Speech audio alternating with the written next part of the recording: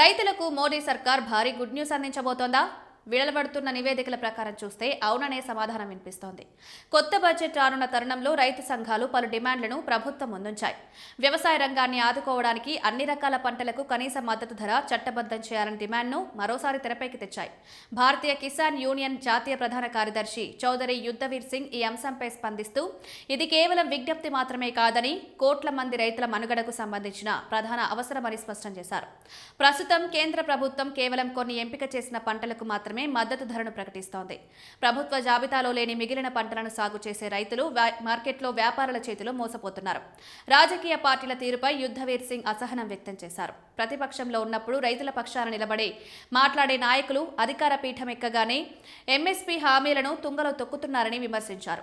భారతదేశ జనాభాలో దాదాపు 60% పైగా ప్రజానికం ప్రత్యక్షంగానూ పరోక్షంగానూ వ్యవసాయం మీదే ఆధారపడి జీవిస్తోంది.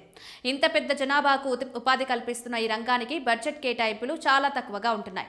గ్రామీణ ఆర్థిక వ్యవస్థ బలోపేతం కావాలంటే సాగుపై పెట్టుబడిలో భారీగా పెంచాల్సిన అవసరం ఉంది.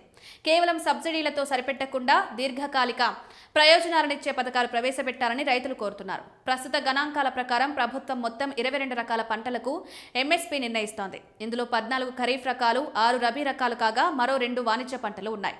చెరకు రైతులకు మాత్రం ఫెయిర్ అండ్ రెమ్యునరేటివ్ ప్రైస్ పేరుతో వేరే విధానంలో ధర చెల్లిస్తున్నారు. మిగిలిన ఉద్యానవన పంటలు, పప్పు ధాన్యాలను కూడా ఇదే రకమైన భరోసా కల్పించాలని అన్నదాతలు ఆశగా ఎదురుచూస్తున్నారు. గత బడ్జెట్ కేటాయింపులను పరిశీలిస్తే ఆహార భద్రత కోసం ప్రభుత్వం భారీగా నిధులు ఖర్చు చేస్తోంది.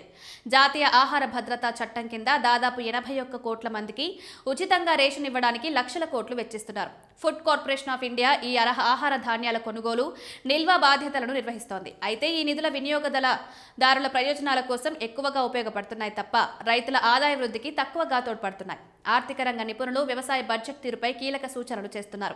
సబ్సిడీలు, నగదు బదిలీల కోసం ఖర్చు చేస్తున్న సొమ్ముతో పోలిస్తే వ్యవసాయ మౌలిక సదుపాయ కల్పనకిస్తున్న నిధులు చాలా తక్కువని అభిప్రాయపడుతున్నారు. ట్రాక్టర్లు, ఆధునిక యంత్రాలు, కోల్డ్ స్టోరేజ్ల వంటి శాశ్వత ఆస్తుల ఏర్పాటుకు కేవలం 30,000 కోట్లు మాత్రమే కేటాయించడం సాగు పురోగతికి ఆటంకంగా మారుతోంది. అమెరికా, చైనా వంటి దేశాల్లో వ్యవసాయ రంగం అభివృద్ధి చెందడానికి అక్కడ మౌలిక వసతులపై పెట్టిన పెట్టుబడులే కారణం.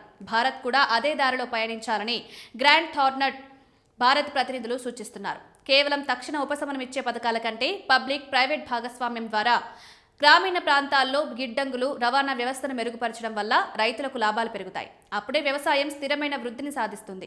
రాబోయే బడ్జెట్లో ప్రభుత్వం ఎటువంటి నిర్ణయాలు తీసుకుంటుందనేది ఇప్పుడు ఆసక్తికరంగా మారింది. పెట్టుబడుల గుణకం పెరగాలంటే వినియోగం వైపు కాకుండా ఉత్పాదకత వైపు మొగ్గు చూపాలి. పెరిగిన ఎరువుల ధరలు, డీజిల్ ఖర్చులను దృష్టిలో ఉంచుకుని రైతులకు గిట్టుబాటు ధర కల్పిస్తేనే సాగు లాభసాటిగా మారుతుంది.